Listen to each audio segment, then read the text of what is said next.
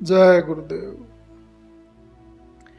मैं आजमगढ़ में अकेला ही रहता था और स्कूल के अलावा ट्यूशन भी करता था, इसलिए खाना बनाने का समय नहीं मिलता था। चना भिगो कर रखता था और वही खाकर भेली खाकर पानी पीकर स्वामी जी महाराज के पास चला जाता था।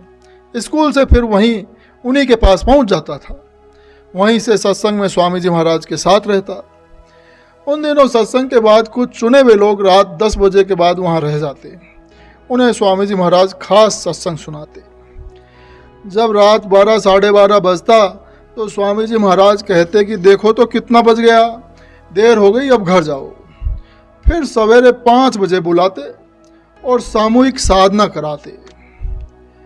फरवरी सन 1956 में अग्रवाल जी मुझे अपने घर के पास वाले मकान में रहने को कहने लगे और राम समुझ भाई पांडे बाजार में अपने मकान में एक कमरा देने लगे कि यहाँ रहिए।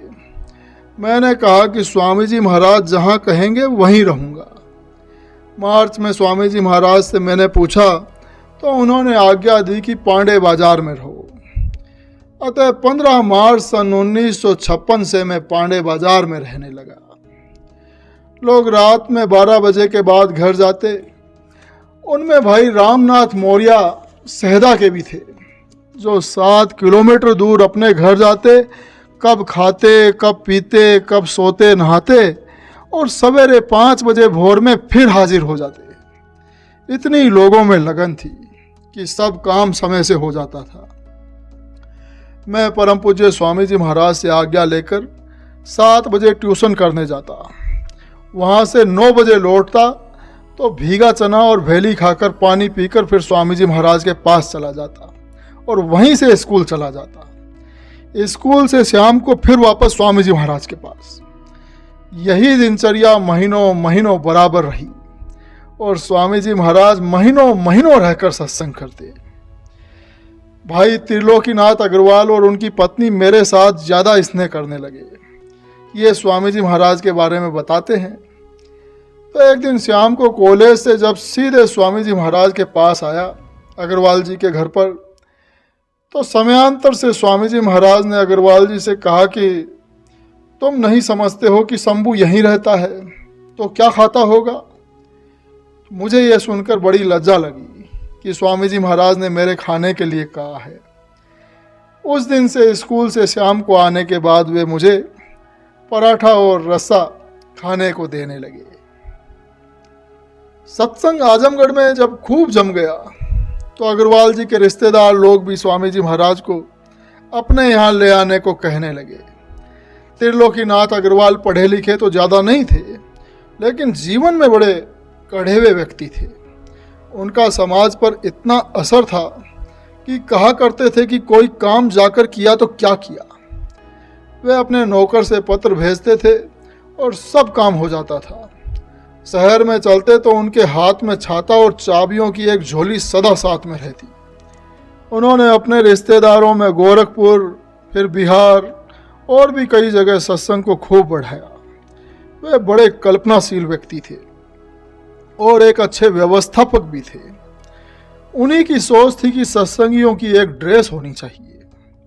वे कहते थे कि 30 परिवार के लोग मिलकर एक संगठन बनाएं, जिसमें 30 दिन में केवल एक दिन एक परिवार सबका खाना बनाए और खिलाए। शेष दिन वे दूसरों के यहाँ खाएं। इस प्रकार प्रतिदिन सत्संग सबको अच्छी तरह मिलता रहेगा। इसी प्रकार आजमगढ़ के रहने वाले भाई नरसिंह दास काबरा, उन्होंने भी सत्संग को बढ़ाने में बड़ा योगदान दिया। उन्होंने परम पूज्य स्वामी जी महाराज के सत्संग को राजस्थान की तरफ बढ़ाया।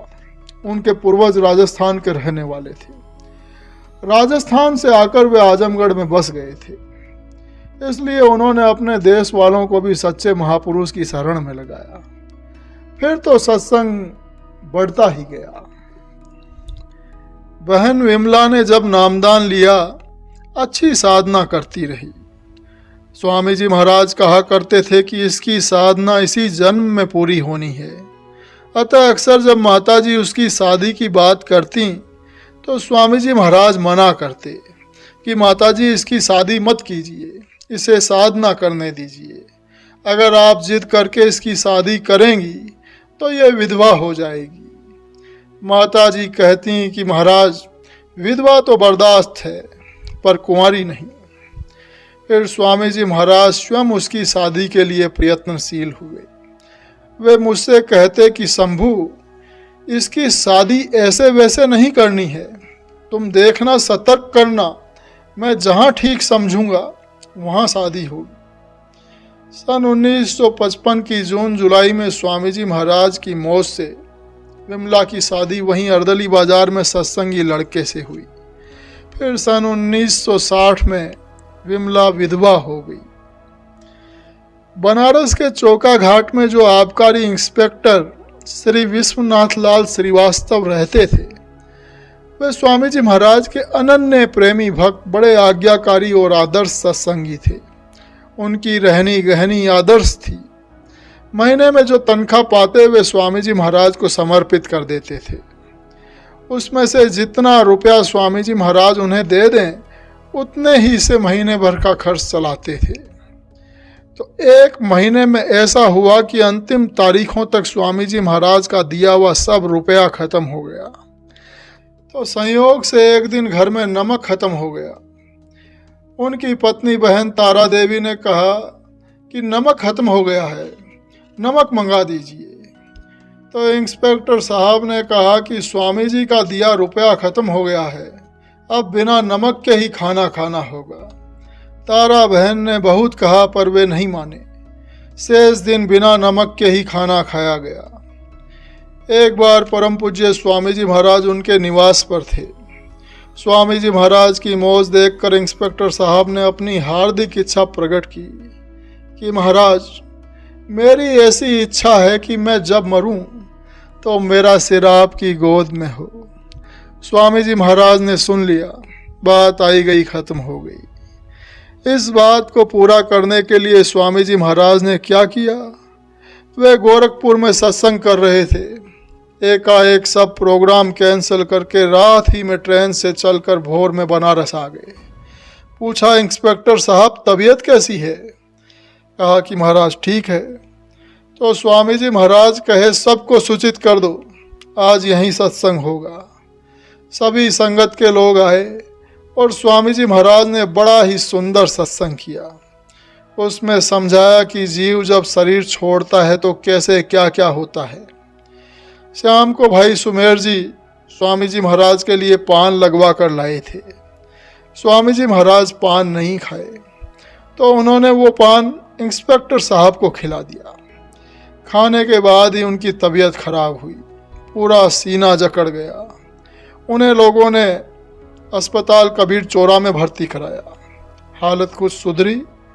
दूसरे दिन स्वामी जी महाराज अस्पताल में गए, फिर उनकी हालत खराब हुई।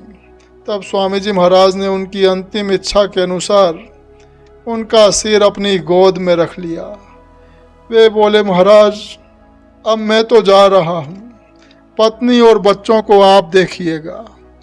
उसी शब्द को निभाने के लिए स्वामी जी महाराज ने तारा बहन को अपने साथ पुराने आश्रम यानी कृष्णा नगर आश्रम पर रख लिया।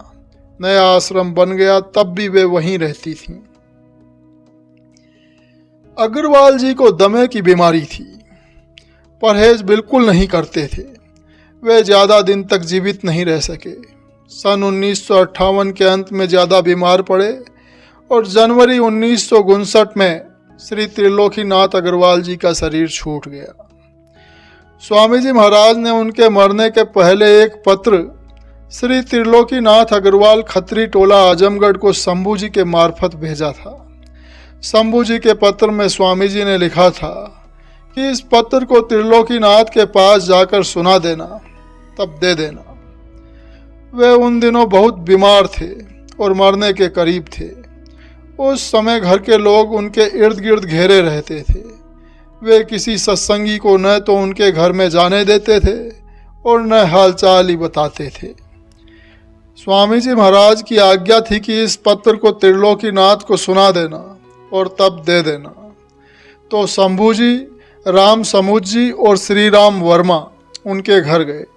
बाहर से ही सब जितने रिश्तेदार और बिरादरी के लोग थे वे भगाने लगे।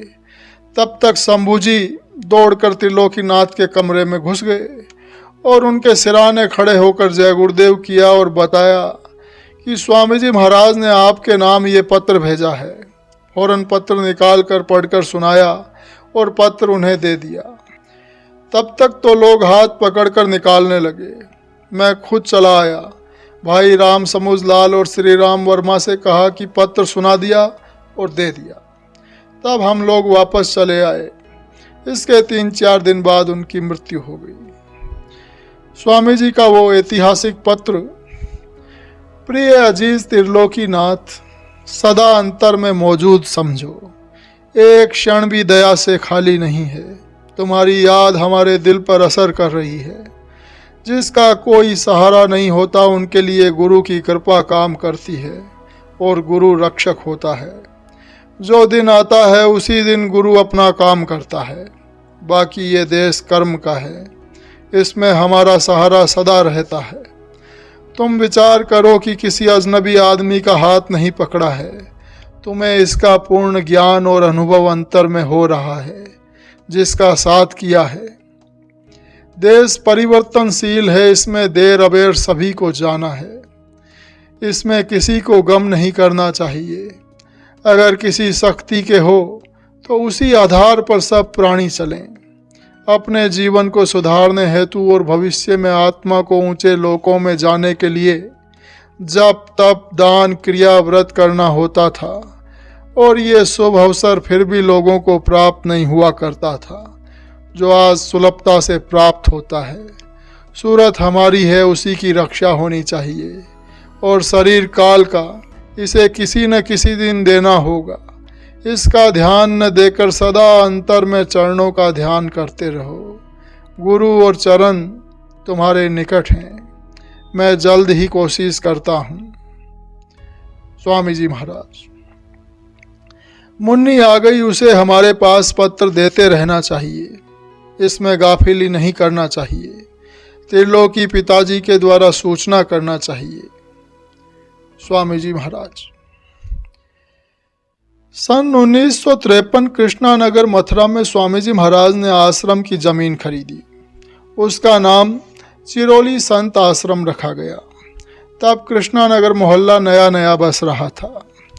वहाँ छप्पर वगैरह डालकर कुछ दीवार वगैरह बनाकर सन 1953 का भंडारा वहीं हुआ। प्रथम 4 भंडारे चिरोली ग्राम में हुए थे। दादा गुरु महाराज की समाधि भी बनी और हाता भी बन गया। सेठ कन्हैया लाल को अपने काम में लाभ होता गया तो उन्होंने अपना मकान कृष्णानगर में बनाया और पूरा परिवार साथ रहने लगे। बाद में सेठ कन्हैया लाल मदनानी सेठ हो गए। फिर उन्होंने इलाहाबाद में अपने सब लोगों को साथ रखने के लिए लूकरगंज में 12 बंगलियां बनवाया और परिवार के सब लोगों को लेकर वहीं साथ रहने लगे। अब हर वर्ष भंडारा कृष्णानगर में ही होने लगा और आश्रम भी धीरे धीरे बनकर खड़ा हो गया। संगत धीरे धीरे बढ़ने लगी और गुरु महाराज ने समझ लिया कि बड़ी जमीन की व्यवस्था करनी पड़ेगी। अतः नई जमीन खरीदने और उसके लिए रुपयों की व्यवस्था सोचने लगे। अक्सर कार से दूर दूर निकल जाते और जमीन की खोज करते। कुछ समय बाद नेशनल हाईवे पर समझ में आया कि इसी के अगल बगल जमीन खरीदना ठीक होगा। सत्संगियों ने भी जमीन खरीदने में योगदान दिया। जमीन खरीदी जाने लगी। पहले थोड़ी जमीन ली गई, फिर धीरे धीरे अब इतनी जमीन हो गई है। अब भी जमीन खरीदने का काम जारी है। तब दादा गुरुजी की समाधि के रूप में नामयोग साधना मंदिर की भी नींव पड़ी और अब मंदिर तैयार है। सन 1968 से वार्षिक भंडारा नामयोग साधना मंदिर जय गुरुदेव योग स्थली पर होने लगा, जो अब तक चल रहा है। दादा गुरुजी की जिस चिरोली ग्राम में रहते थे और जहां उन्होंने विश्राम किया, वहां की मिट्टी बहुत ही पवित्र है। लेकिन किसी स्थान पर जब महात्मा विराजमान रहते हैं और अपने प्रेमियों को आदेश ऐसा दे जाए कि ये भूमि पवित्र नहीं है, लेकिन महात्मा का शब्द वहाँ लगा हुआ है, अतः वो भूमि शब्द लगे हुए के कारण पवित्र नहीं है। सन 1956 की जुलाई में आजमगढ़ में राधा स्वामी मत के एक महात्मा आए। उनके लड़के प्लानिंग ऑफिस में काम करते थे। जब उन्हें पता चला कि यहाँ बाबा जय गुरुदेव के मानने वाले बहुत लोग रहते हैं, तो उनका विचार इन मानने वालों को अपनी ओर खींचने का हुआ। उन्होंने पहले अपनी बातों को सुनाकर कहा कि मैं तुरंत भंवर गुफा तक पहुंचा देता हूं, कोई विशेष साधना भी नहीं करनी पड़ती। अतः एक वकील साहब दामोदर दास तथा उनके कुबड़ मुहर्रिर, जो स्वामी जी से उपदेश ले चुके थे और साधना भी करते थे, वे आकर्षित हुए और उनके यहाँ नित्य जाने लगे। उनकी देखा देखी और लोग भी जाने लगे। कोई उनके यहाँ जाने की बात हम लोगों को नहीं बतलाता था। महात्मा ने कुछ दिन में कहा कि कुबड़ मुहर्रिर को पूर्ण गति को पहुंचा दिया और अब वो खुद प्रवचन कर सकते हैं। तो एक दिन बृहस्पति के सत्संग में खत्री टोला में मैंने लोगों से कहा कि इतवार के सत्संग के बाद हम भी उनके पास चलेंगे। तब 15-20 लोग कहने लगे कि हम लोग भी वहाँ जाते हैं। अब ये बात फैल गई कि वो मास्टर भी इतवार को उनके यहाँ जाएंगे। महात्मा जी ने सुना तो सोचने लगे कि तब तो काफ़ी लोग आ ही जाएंगे। अब इतवार के दिन की इंतजारी होने लगी। सवेरे के सत्संग के बाद मैं, भाई राम समूद जी और अन्य बहुत लोग चलने को तैयार हुए। काफ़ी लोग पहले से ही वहाँ वकील साहब के घर पर, जहाँ वे महात्मा जी थे, पहुँच गए थे। हम लोग पहुँचे तो महात्मा जी एक कुर्सी पर बैठकर बीड़ी पी रहे थे। 4-6 कुर्सियाँ और रखी थी, जमीन पर दरी बिछी थी। काफ़ी लोग पहुँच गए थे। महात्मा जी तथा अन्य लोग बस मेरा ही इंतज़ार कर रहे थे। जैसे ही हम लोग वहाँ पहुँचे, सबकी नज़र बस मेरी ओर लगी थी। हम लोग महात्मा जी को प्रणाम करके दरी पर बैठ गए। कुछ देर बाद महात्मा जी ने मुझसे पूछा कि आत्मा का स्थान कहाँ है। मैंने कहा, महाराज, हम गृहस्थ आश्रम के जीव क्या जाने, हम तो आपसे सुनने के लिए आए हैं। उन्होंने अपने पैर के तलवे पर हाथ मारते हुए कहा, आत्मा का स्थान यहाँ है, आत्मा का स्थान यहाँ है। फिर और कुछ पूछा तो फिर मैंने कहा कि महाराज, मैं तो आपसे कुछ सुनने के लिए आया हूँ। तब सब लोग चुप बैठे रहे। फिर मैंने पूछा कि महाराज, सत्संग होगा या फिर हम लोग जाएं? तो उन्होंने कहा, सत्संग होगा। बैठक में प्रबंध हुआ। महात्मा जी का आसन ऊंचा नहीं था। एक चदरा जमीन पर दरी के ऊपर बिछा दिया गया था। उस चद्दर के ऊपर महात्मा जी और कुबड़ मुहर्रिर बैठे। महात्मा जी ने कहा कि मैं क्या सत्संग सुनाऊंगा, मैंने इन्हें पूर्ण गति को पहुंचा दिया है, अब यही सत्संग सुनाएंगे। तब सार वचन के वाणी पर कुबड़ मुहर्रिर अर्थ करने लगे। मैं उस वचन पर सत्संग स्वामी जी महाराज से सुन चुका था, अतः उनके अर्थ और अनर्थ को सुनकर मुस्कुराने लगा। सबकी नज़र हर समय मुझ पर ही लगी रही। लोग देख रहे थे कि मास्टर मुस्कुरा रहा है। फिर महात्मा जी ने एक पत्रिका से पढ़कर कुछ सुनाया। सत्संग खत्म हुआ। महात्मा जी ने पूछा, किसी को कुछ पूछना हो तो पूछ सकता है। मैंने हाथ उठाया तो उन्होंने पूछा, क्या पूछना चाहते हो? मैंने कहा, महाराज, जिस पत्रिका से आपने पढ़कर सुनाया है वो कौन सी पत्रिका है? तो वे बड़े क्रोध में हो गए। बोले, रिसाला व्यास गद्दी वालों का है, और क्या है? और मुझे कुछ अंड बंड कहने लगे। मैंने कहा, महाराज, आप नाराज क्यों हो रहे हैं? मैंने कोई खराब बात तो कहा नहीं। बात खत्म हुई। अब प्रसाद बांटना शुरू हुआ, जो हलवा था। पहले चद्दर से आड़ करके महात्मा जी और कुबड़ जी को थाली दिया गया। वे चद्दर की आड़ में क्या किए ये तो कुछ दिखाई नहीं दिया। थोड़ी देर में चद्दर हटाया गया और प्रसाद वितरण होने लगा। हमें भी मिला। सब लोग तो प्रसाद खा गए, पर मैं हाथ में लिए रहा। पास में बैठे एक बच्चे को देना चाहा, वो लिया नहीं। मैं उसकी पिड़िया बनाता, फिर गोल लड्डू और उसे लिए मैं बैठा रहा। लोगों की नज़र मेरे ही ऊपर थी कि मास्टर क्या करता है। कार्यक्रम खत्म हुआ, सब लोग चल दिए, हम लोग भी चल दिए, पर उनके आदमियों की नज़र मेरे ऊपर लगी रही। मैं सड़क पर पहुंचकर एक बंसवार थी उसी में प्रसाद की पिड़िया को फेंक दिया। फौरन महात्मा जी को खबर पहुंचा दी गई कि मास्टर ने प्रसाद नहीं खाया, उसे बंसवार में फेंक दिया। महात्मा जी बहुत क्रोध में हो गए, मुझे काफ़ी अंड बंड कहा और फिर कहा कि मैं उस मास्टर को श्राप देता हूँ कि उसके बदन भर में फूट फूट कर फोड़े निकलेंगे और वो हफ्ते भर में मर जाएगा। वहाँ बैठे वकील रघुनाथ प्रसाद अष्ठाना, जो स्वामी जी महाराज के सत्संगी थे, अच्छे विचार के थे, कहा कि महात्मा जी, मास्टर साहब को आपने इतनी बातें कही, ये अच्छा नहीं है, वे भले इंसान हैं। खैर, लोग वापस आए तो सत्संगियों में बात हुई और रघुनाथ प्रसाद वकील ने कहा कि श्राप वाली बात मास्टर साहब को न पता चलने पाए, नहीं तो वे हदस कर बीमार पड़ जाएंगे। बात फैलते फैलते डॉक्टर राम लगन जी को पता चली, फिर मुझे पता चल गया, तो मैंने कहा कि डर डर कर हदसने की बात नहीं है। मैं तो कह रहा हूँ कि अगर मैं सच्चे गुरु का शिष्य हूँ तो इस हफ्ते भर में यदि फोड़िया होने वाली भी होगी तो वो भी नहीं होगी, और एक हफ्ते में मरने की बात क्या, मैं ऐसे ही एक हफ्ते के बाद भी रहूँगा। ये बात भी महात्मा जी के पास पहुँच गई। छठे दिन महात्मा जी का लड़का गबन में नौकरी से निकाला गया और 7वें दिन महात्मा जी का एक शिष्य जो जेल का सिपाही था, उससे उसकी किसी बात पर झगड़ा हो गया और उस सिपाही ने महात्मा जी की पिटाई भी कर दी। 8वें दिन महात्मा जी और उनका लड़का दोनों आजमगढ़ छोड़कर चले गए। मैं तो वैसे ही ठीक ठाक रहा, कुंवर जी का भी पता न लगा। सब सत्संगी फिर अपने ठिकाने पर आ गए। ये भी गुरु महाराज की अपार दया थी, जिसे सबने महसूस किया। पाइप वाले मोहन सिंह का हाल। ये उन दिनों की बात है जब सत्संग डॉक्टर शाही के यहाँ सदर अस्पताल में होता था। तब सदर अस्पताल यहाँ एलवल में था। सत्संग के बाद प्रसाद बांटने का काम भाई मोहन सिंह पाइप वाले करते थे। बड़ा अच्छा माहौल था, लगभग 100 लोग सत्संग में आ जाते थे।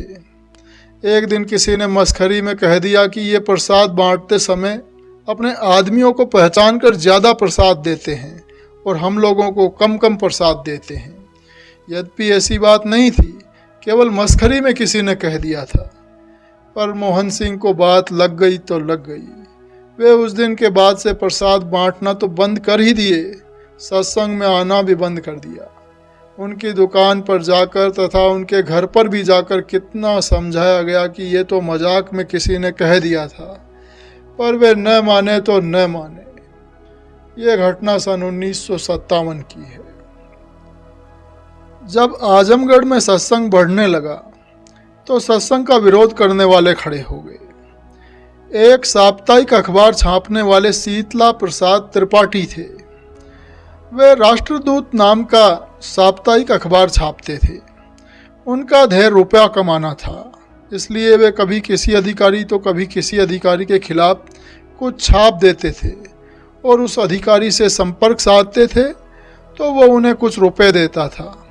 तब वे दूसरे अंक में उसके पक्ष में छाप दिया करते थे। इसी उद्देश्य से उन्होंने स्वामी जी महाराज के खिलाफ भी खूब गंदी गंदी बातें विरोध की छापी, तो शहर भर में लोग स्वामी जी महाराज और सत्संग के विरोधी हो गए। इतना विरोध हुआ कि इतवार और बृहस्पति के सत्संग में सत्संगी जब जाते थे तो उन पर लोग गंदी फप्तियां कसते थे। ये मामूली बात थी, कंकड़ भी फेंके जाते थे। तब कोतवाली में दरख्वास्त देकर पुलिस एस्कॉर्ट लिया गया था, जो इतवार को खत्री टोला के सत्संगियों को पांडे बाजार तक पहुंचाते थे और बृहस्पति को पांडे बाजार के लोगों को खत्री टोला तक पहुंचाते थे। परम पूज्य स्वामी जी महाराज टेप रिकॉर्डर लेकर आए और अपने कमरे में पर्दे की आड़ में उसे रख दिया। तब शीतला प्रसाद त्रिपाठी को अपने पास बुलवाया तो वे तो खुश हुए कि अब रुपया मिलेगा। स्वामी जी महाराज के पास वे कमरे में आए और अपने छापने की गलती की खूब माफ़ी मांगे और कहा कि न जानकारी में गलती हो गई, अब ऐसा कुछ भी नहीं छापेंगे।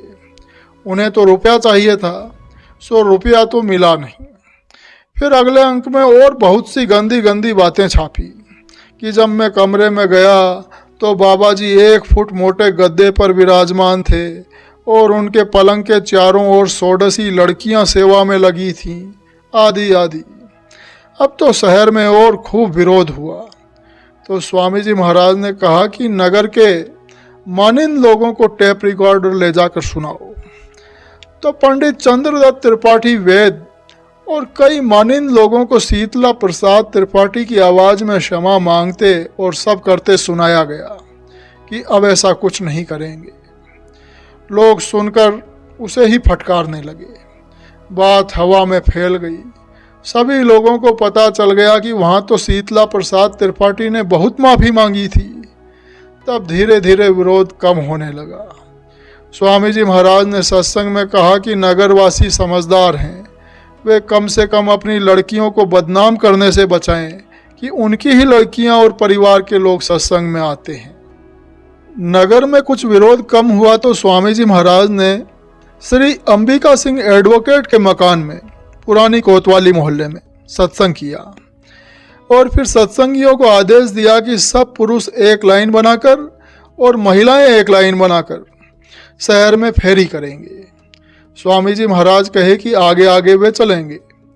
पुरुष लोग एक साथ बोलेंगे सीता सीता राम बोलो और महिलाएं सब एक साथ बोलेंगी राधे राधे श्याम बोलो। जब फेरी नगर में निकली और तेज आवाज में लोगों को सुनाई दिया सीता सीता राम बोलो राधे राधे श्याम बोलो, तो लोग घरों दुकानों से बाहर निकलकर फेरी का दृश्य देखने लगे। बड़ा मनोरम दृश्य था। स्वामी जी महाराज आगे आगे चल रहे थे। तिराहे चौराहे पर रुककर कुछ शब्द सुनाते थे। चौक पर पहुंचकर स्वामी जी महाराज ने तेज आवाज में कहा, अरे अग्रवालों, तुम लोग धर्म के रक्षक हो। तुम्हारे घर में पूर्ण सात्विक वातावरण रहता है, पर तुम्हारे बच्चे बाहर जाकर होटलों में शराब पीते हैं और मांस खाते हैं। तुम इनका ख्याल रखो। इतने पर तो नगर में अग्रवाल लोग उमड़ पड़े। कहा कि बाबा जी ने हमारे बच्चों को ऐसा कैसे कह दिया। बाबा जी के पास चला जाए और उनसे प्रश्न किया जाए। उन लोगों ने अपनी मीटिंग की। खत्री टोला में सेवरी मौसी के घर के बगल में एक श्री केदार सिंह रहते थे। उनकी पत्नी सत्संग में आ चुकी थी और नामदान भी ले चुकी थी, पर केदार सिंह रोज शराब पीते थे और नेपाल के बॉर्डर पर लूटपाट के लिए प्रसिद्ध थे। वे खूंखार इतने थे कि किसी दुकान के सामने खड़े हो जाए तो दुकानदार डर के मारे कांपने लगते थे और 150 रुपया देकर हाथ जोड़कर आगे जाने को कहते थे। उनकी पत्नी ने परम पूज्य स्वामी जी महाराज के चरणों में प्रार्थना किया कि महाराज इन्हें ठीक कर दें, रोज शराब पीते हैं और मारते पीटते हैं। स्वामी जी महाराज ने कहा कि उन्हें सत्संग में ले आओ, पर वे सत्संग में जाने को राजी ही न हों। प्रयास करते करते एक दिन वे सत्संग में आए। 1 बोतल शराब भी साथ में लिए थे। उस दिन सत्संग सुनने के बाद उनका दिमाग ऐसा घुमा कि अब उन्होंने प्रतिज्ञा कर ली कि न तो शराब मांस पिएंगे खाएंगे और न लूटपाट करेंगे। रात घर में आए तो चारपाई के पास स्टूल पर शराब की बोतल रखकर कहने लगे कि देखता हूँ कि आज तू जीतती है कि मैं जीतता हूँ। रात भर जागते रहे और बोतल की ओर देख देख कर कुछ कुछ देर तक यही कहते। जब रात बीत गई तो शराब की बोतल उठाई और शराब को नाली में गिराते हुए बोले कि अब तू इसी रास्ते चली जा। वे बिल्कुल बदल गए और सत्संग में आने लगे। अग्रवाल लोग जिस दिन सत्संग में आने को हुए, उस दिन स्वामी जी महाराज ने केदार सिंह से कहा कि तुम एक डंडा लेकर सीढ़ी के दरवाजे पर चुपचाप खड़े रहो। आज तुम्हारी यही ड्यूटी है, किसी से कुछ बोलना नहीं है। तो जब अग्रवाल लोग सत्संग के लिए छत पर आने लगे तो केदार सिंह को वहां डंडा लेकर खड़ा देखते ही उनके होश उड़ गए। चुपचाप आए और सत्संग में बैठ जाते। स्वामी जी महाराज ने सत्संग के बाद कहा कि जिसे जो पूछना हो पूछे। तो एक अग्रवाल खड़े हुए, उन्होंने अपना प्रश्न पूछा ही था कि दूसरे सज्जन खड़े हो गए। कहा कि तुम्हें पूछना नहीं आया, हम पूछते हैं फिर जब उन्होंने प्रश्न पूछा तो तीसरे सज्जन खड़े हो गए। कहा, तुमने ठीक नहीं पूछा, मैं पूछता हूँ। इस प्रकार सब आपस में झगड़ने लगे। उधर केदार सिंह का भी भय था, अतः सब आपस में झगड़ते हुए छत से नीचे चले गए और फिर सड़क पर झगड़ते झगड़ते मारपीट करने लगे और बात सब खत्म हो गई। धीरे धीरे फिर विरोध बढ़ा। एक दिन बृहस्पति के सत्संग से लौटते समय किसी अग्रवाल ने डंडे से अपने घर के पास गली में पंडित जी श्री भगवती प्रसाद मिश्रा को सिर में मारा। सिर फट गया, पर सत्संगियों ने कोई प्रतिकार नहीं किया। वो तो मारकर घर में भाग गया। पंडित जी हफ्तों दवा इत्यादि किए, फिर ठीक हुए। जय गुरुदेव।